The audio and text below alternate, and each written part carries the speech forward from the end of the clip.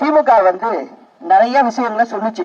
மலை கிராமங்கள்ல அதிகம் இருக்கும் நிலையில் பல கிராமங்களுக்கு சாலை வசதியே இல்ல. விவசாயிகள் விளை பொருட்கள் மற்றும் இடுபொருட்கள் கொண்டு செல்ல முடியல, ரோடு வசதியே இல்ல அப்படின்னு சொல்லியிருக்காங்க.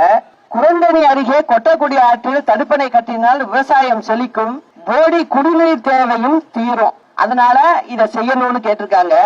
மாம்பழச்சாறு தொழிற்சாலை வேணும்னு இது ரொம்ப நாள் கோரிக்கையா இருக்கு. இலவம் பஞ்சுக்கான விலை நிர்ணயம் செய்ய வேண்டும் அப்படின்னு கேட்டிருக்காங்க.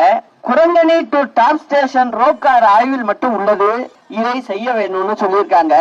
அரசு மருத்துவமனையில் போதிய வசதி இல்ல, அதாவது எம்ஆர்ஐயோ ஸ்கேனோ ஒன்னும் இல்ல அப்படின்னு சொல்லியிருக்காங்க.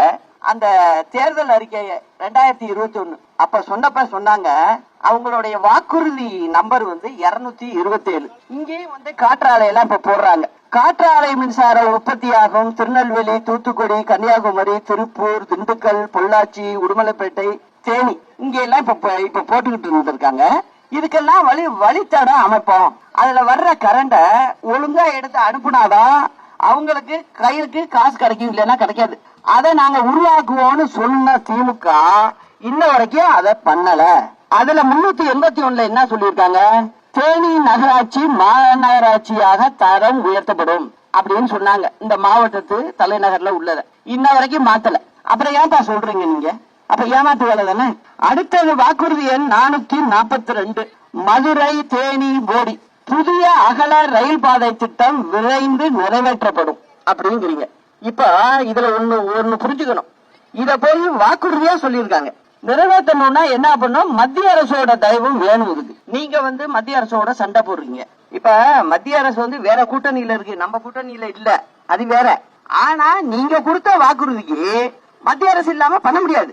அப்புறம் எதுக்காக நீங்க பொய்யான வாக்குறுதி எல்லாம் கொடுக்கணும்? அப்ப நீங்க தமிழ்நாட்டு ஜனங்களை மக்களை என்னன்னு நினைக்கிறீங்க? நீங்க அங்கங்க ஷோ காட்டுற மாதிரி நீங்க இந்த 5 வருஷத்துல என்ன பண்ணிருக்கீங்கன்னா, மக்கள்கிட்ட இருந்து வரி, கரண்ட நினைச்சாவே கையில சாக்கடிக்கிற மாதிரி இருக்கு. அந்த அளவுக்கு நீங்க ஒவ்வொரு குடும்பத்துல இருந்தும் மாசத்துக்கு 7000 ரூபாய் 8000 ரூபாய் அளவுக்கு நீங்க வாங்க ஆரம்பிச்சிட்டீங்க அரசாங்கத்துக்கு. அதுல இருந்து என்ன பண்றீங்க, நீங்க ஒரு 1000 ரூபாய் கொடுப்போம் அப்படிங்கிறீங்க. நீங்க கொடுக்குற 1000 ரூபாய்னா கூட மாசம் எவ்வளவு, வருஷத்துக்கு என்ன வருது, 12000 ரூபாய் வருது. ஆனா ஜனங்க கொடுக்கறது 75000 ரூபாய் 80000 ரூபாய் வீட்டுல இருந்து நீங்க கொடுக்குறீங்க, சரியா கொடுக்குறீங்க. அம்மா இருந்தப்ப இந்த கூத்தெல்லாம் கிடையாது, இப்ப இருக்கு. அப்ப நீங்க எல்லாரையும் ஏமாத்திட்டு இருக்கீங்க. அரசாங்கத்துக்குன்னு உள்ளதுல வருவாய் வரும், அது ஏன் உங்க அரசாங்கம் இருக்கிறப்ப வரமாட்டேங்குது? எதுக்காக வரல? அது எங்க போகுது? யார் வீட்டுக்கு போகுது?